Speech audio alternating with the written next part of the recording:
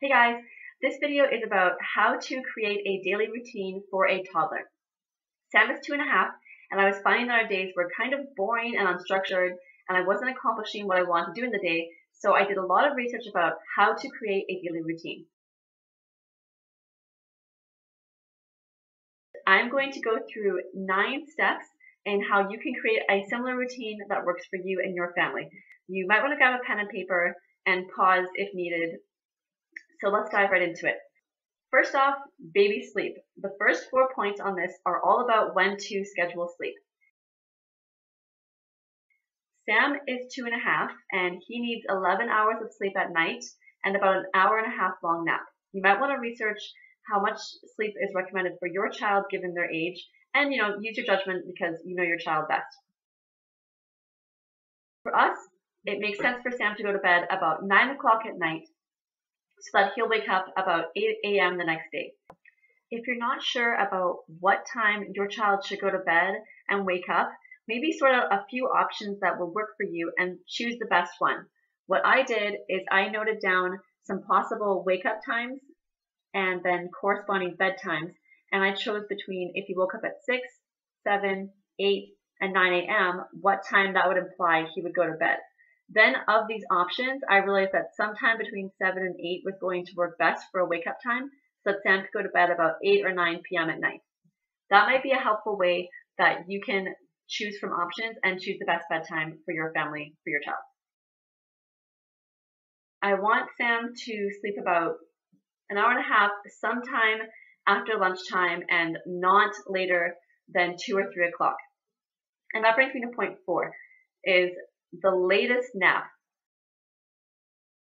I've learned that Sam needs to wake up from his nap at least 6 hours before it's bedtime. So if Sam's bedtime is 9 p.m. at night, then he needs to wake up no later than 3, which is actually in about 20 minutes, and that's all the time I have to make this video.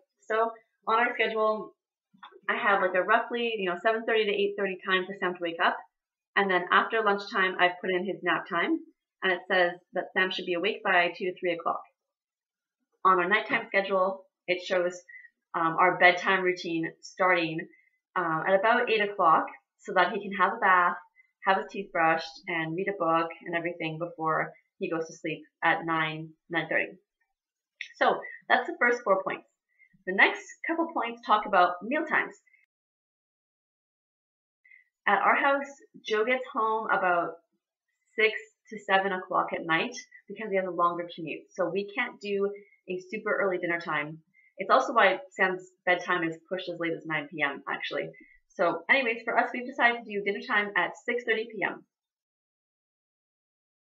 I just slotted in, breakfast after he wakes up.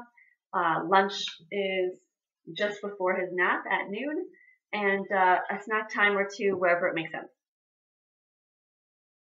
I find that Sam benefits greatly from having a good run outside before he goes to sleep, and also it's just kind of fun to get out of the house, especially in the summer. So when I made the schedule, I put in after snack time a little outside time, and this is also just before lunch and his nap. So this gives Sam a chance to go outside and play, come home, eat something, and get some sleep. And then I also put a second outside time. You can't see it on here, but on our nighttime schedule, after we have dinner, Sam and the family, we have a little 5-minute, just hop over to the playground, let him go on the slides before he starts to wind down to his bedtime routine. Next, I just filled in my schedule with different chores and playtime. So just to kind of pull up again, we wake up and have breakfast, then Daddy goes to work, Sam and I get ready, and then we play upstairs. So while we're upstairs, it gives Sam a chance to play with puzzles and books and any toys he has upstairs, while I go ahead and tidy for like an hour or two, or an hour or so. Then we have a little snack time, and then we go downstairs to the main floor. So now Sam can play on the main floor with any toys he has here, while I do dishes, wipe the floors, whatever. After that, we have a nice outside play, come home and have lunch, and Sam gets a nap, and I get a break because we need a break, ladies. Once Sam is awake, I want to give him a solid hour of just mom and Sam time. I noticed that when I'm tidying, and Sam's playing, we're doing things separately, even though we're in the same space. So I've slogged in a solid hour of time to ourselves. So after our playtime together, we go downstairs to the basement, and Sam can play with any toys in the basement while I do some tidying. Then at 5 o'clock, I start my dinner prep. And this is the only time I have on my schedule where Sam is completely free. He can play anywhere in the house, and he can even watch TV. Everyone has their own opinions about TV time, and I found that I've kind of slipped into the habit of letting Sam watch way too much TV. I had never planned to do that, but it just kind of evolved that way. So I'd like to restrict Sam to not more than 2 hours of TV in a day, and I'm okay with him watching TV while I prep dinner. I just need the time to have my hands free, and that's what we're doing. And then 6:30 we have dinner. So that's our daytime routine. I hope it's helpful for you to create a routine for your family. If you have any questions or ideas to share about like how better to improve my own routine, I would love to hear it. And lastly, just let me know if you're curious about how to establish a nighttime routine. Okay, take care, ladies. Bye.